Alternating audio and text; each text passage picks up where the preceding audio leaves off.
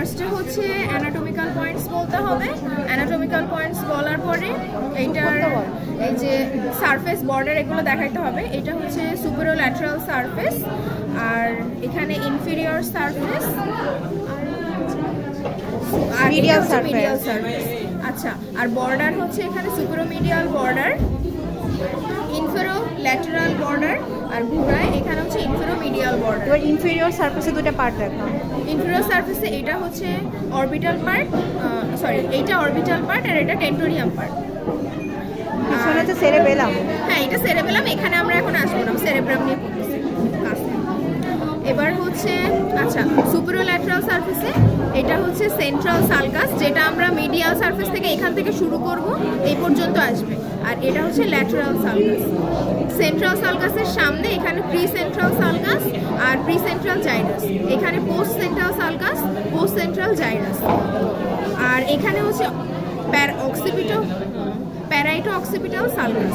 প্যারাইটো occipital sulcus থেকে preoccipital notch পর্যন্ত first imaginary line extend করে, আর ল্যাটারাল সালকাস থেকে ফার্স্ট ইমাজিনারি লাইন পর্যন্ত সেকেন্ড ইমাজিনারি লাইন এক্সটেন্ড করে। আচ্ছা, এখানে মিডিয়াল সারফেসে এখানে হচ্ছে ক্যালকেরাইন সালকাস, আর এইখানে একটা ছোট মুন শেপের একটা সালকাস আছে, এটা হচ্ছে লুনেট সালকাস। আর আর হচ্ছে এইটা অক্সিপিটাল লোব। আমরা সালকাস দিয়ে দেখাচ্ছি। আচ্ছা, এইখানে এইটা হচ্ছে লিঙ্গুয়াল সালকাস, এই অংশটা। আচ্ছা, এটা হচ্ছে অক্সিপিটাল লোব, এটা টেম্পোরাল লোব, এটা প্যারাইটাল লোব, আর এটা হচ্ছে ফ্রন্টাল লোব। এইটা বাউন্ডারি হিসেবে বলতে হবে। আর ল্যাটারাল সালকাসের তিনটা পার্ট দেখো।